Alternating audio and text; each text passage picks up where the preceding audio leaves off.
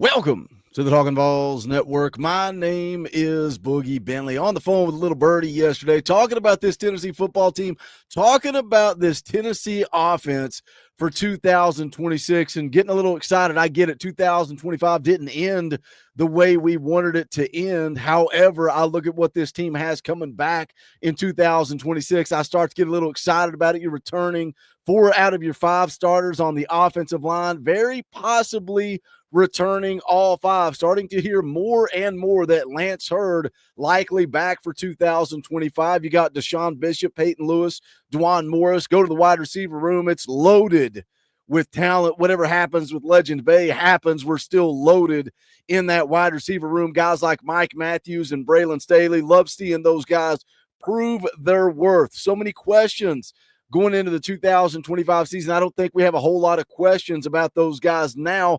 Plus, you got a whole group of young wide receivers like Travis Smith, Rad Jackson, Tristan Keys, Tyreek King. Look at the tight end room, Ethan Davis, Jack Van Dorsey, Deshaun Brame. You led the conference in scoring offense, 7th in the country, scoring 40.8 points per game. And I see you guys.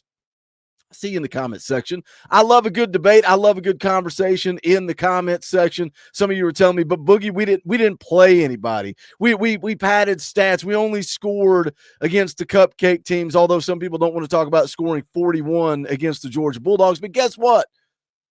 Every team in the country scores points against cupcakes. Every team in the country pads stats against cupcakes. I seem to look back in the past, and I remember going 0-8 in conference play. I remember when we couldn't even beat the cupcakes, but now it's not good enough because we only hang 60 on the cupcakes. Look, it happens all across the country. Look at Vanderbilt. They were 2nd in the conference in scoring offense. You know how many points they scored against Alabama? 14. Only 17 points against Missouri, but they hung 70 on Georgia State. They hung 45 on Charleston Southern. Everybody scores points against cupcakes, but still Tennessee led the conference in scoring offense. I'm not sitting here selling you on Tennessee's offense being perfect in 2025. It wasn't perfect, but I saw a lot of improvements. I saw some nice wrinkles. I saw some changes, and some of that's credited to Josh Heupel. Some of it's credited to Joey Halsley, Seth Luttrell, all the offensive analysts on this staff. But it comes down to the quarterback for me.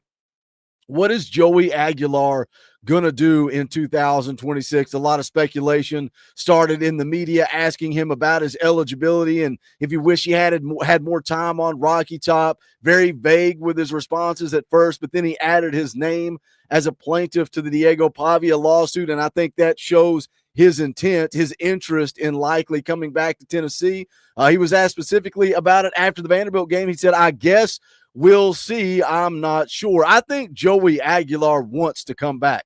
But what if it doesn't work out? Where do you go at quarterback?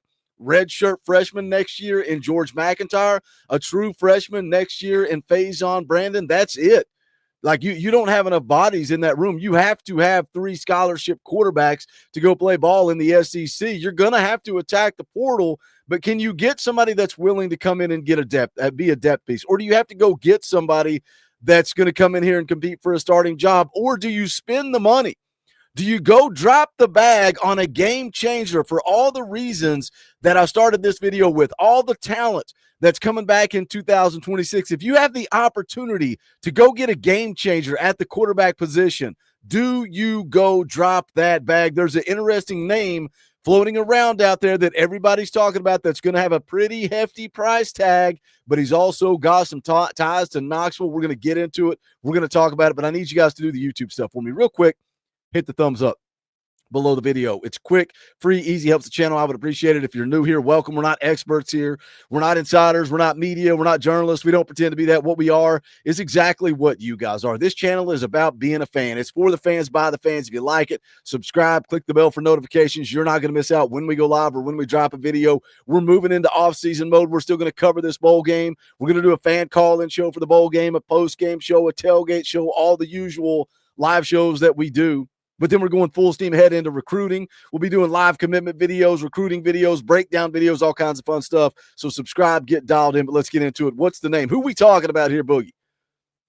See the article here from SI.com. Multiple schools reportedly offering Brendan Sorsby big money to leave the Bearcats football program. Now, you can glance through this article, and CBS Sports analyst Rick Newhousel has said that Sorsby has 3 different offers of $4 million, calling him the most sought-after quarterback in the country as he sits in draft limbo. Now, most draft boards don't have him going in the first 3 rounds, currently listed as the 7th best quarterback on Mel Kiper's draft board. If he was to enter the portal, he would have 1 year of eligibility left. And I think that's key for me when it comes to being able to sell George McIntyre. Hey, let's sit it out. Let's be patient. Let's wait your turn. We've had this thing with Josh Heupel. You're always going to have the guy and the guy in waiting, but every time that guy moves on, we're looking at a redshirt freshman, right? It was Nico Iamaleava starting as a redshirt freshman.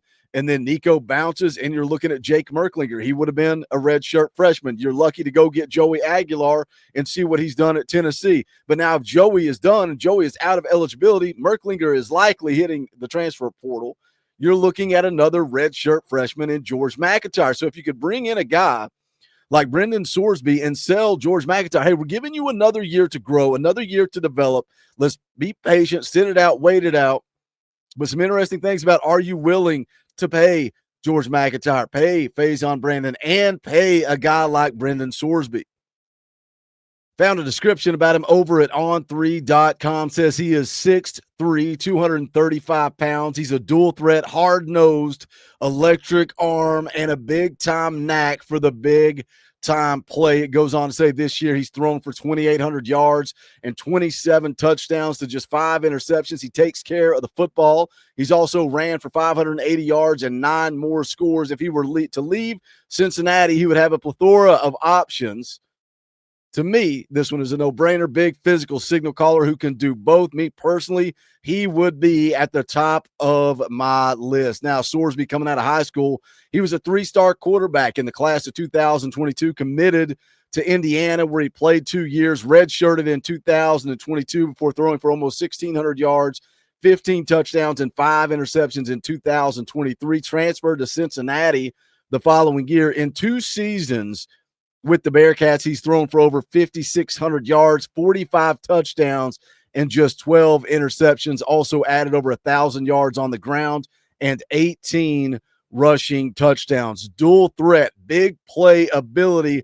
Man, the more I watch Brendan Sorsby, the more I think he would be a perfect fit to come in with these weapons around him. If you can get this guy in the portal, and he can go through spring camp, and he can go through summer workouts, and he can go through fall camp. He's got experience. He's played a lot of football. We talk about Joey Aguilar coming in. He had the concern with the interceptions. We saw that in the back half when he started to get pressure. He started turning the football over more. I love the interception to touchdown ratio, 45 touchdowns, 12 interceptions in 2 seasons with Cincinnati. Scouting report here says rising 2026 NFL draft prospect, known for his good size, athleticism, strong arm, and poise in the pocket, displaying potential with a quick release, good touch, and ability to make tough throws. Key strengths include dual threat capability, quick processing, and solid short intermediate accuracy. But scouts note he needs to improve decision-making under pressure, consistently throw the ball away, and refine footwork to avoid bailing on clean pockets. He's seen as a developmental mid-round pick with a high ceiling. Now, for 2025, you guys know Coach Jay loves, he doesn't want to look at passing yards, doesn't want to look at touchdowns, interceptions, all the stuff that goes into it. He always wants to look at QBR.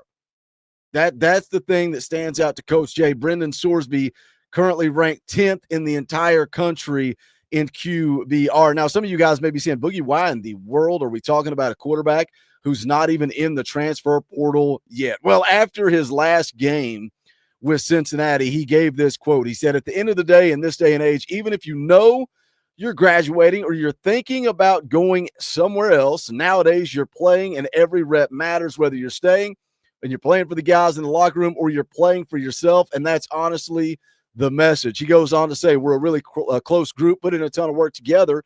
But at the end of the day, even if you want to take the selfish route, you still have to perform, still have to display your talents out there. So at the end of the day, we had to come out and execute. We didn't do that tonight. I still think there were some really good out there. There were some really bad too, but I think guys showed up. I think we put out a lot of effort, but obviously it didn't go the way we wanted to. Very interesting. Talking about possibly graduating, talking about possibly going to the NFL, talking about possibly transferring. Sounds like a guy that's looking to make a little bit of money, and I don't fault him for that. I don't blame him for that. Again, going back to the SI article saying $4 million. So why Tennessee? Why are we talking about Tennessee? Well, you can go back to Big 12 media days. Greg McElroy asked him what the dream road environment would be. What would be one of college football's top atmospheres? Here's the quote. I'd say Tennessee. Got to go to a couple of games growing up. Really cool atmosphere that would be a fun place to play for sure. Big stadium, usually sold out. There's more smoke here. Tony Basilio been talking a lot about Sorsby on his show lately, and it came up that his parents recently relocated to Knoxville in 2023.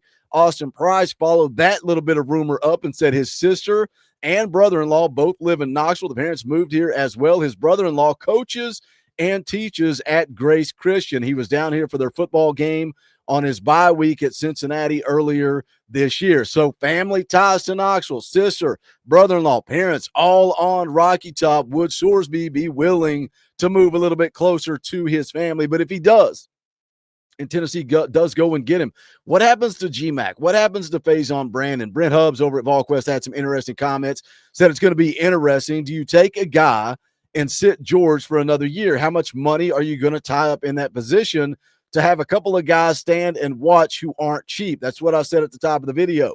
How much are you going to pay George McIntyre to sit on the bench? How much are you going to pay Faison Brandon to sit on the bench if Sorsby does have a price tag of $4 million? He says most schools don't have 3 7-figure signal callers on their roster, whereas George in his development physically and mentally, what quarterback wants to come without assurances of being the guy? Again, Josh Heupel is going to be in a tough spot, regardless of Sorsby or whatever happens. Merklinger likely to hit the portal. You got to get somebody. And that guy doesn't want to transfer here and be told, hey, you're going to sit on the bench behind GMAC. They want an opportunity to compete. Do you go drop a bag on a guy like Sorsby? And look, I get it. We need help on defense. We need help in the secondary. And I think Tennessee is going to attack the secondary in the transfer portal. But if you've got an opportunity to go get a game changer with all the weapons around him, if it doesn't work out for Joey, do you go get a guy like Brendan Sorsby? What are your thoughts? Jump in the comment section. Let's talk about it. As always, smash that thumbs up on the way out the door. You can go check out the Talkin VAWLS merchandise. You can go to bonfire.com/store/Talkin VAWLS. You can also support the channel by hitting the join button right down there beside subscribe. It's only $1 a month. You get access to custom Talkin VAWLS emojis, fan call-in shows, but more importantly, you're just supporting the channel. Another way you can do that, go to the Patreon. The link's in the description below. We got an EA Sports College Football Dynasty you can join. We've also got a game day chat you can be a part of, or you can just say, hey, Boogie, here's $1. I like what you do, and I want to support. But that is going to do it for this one. This is the Talkin VAWLS Network. My name's Boogie Bentley. Go Big Orange.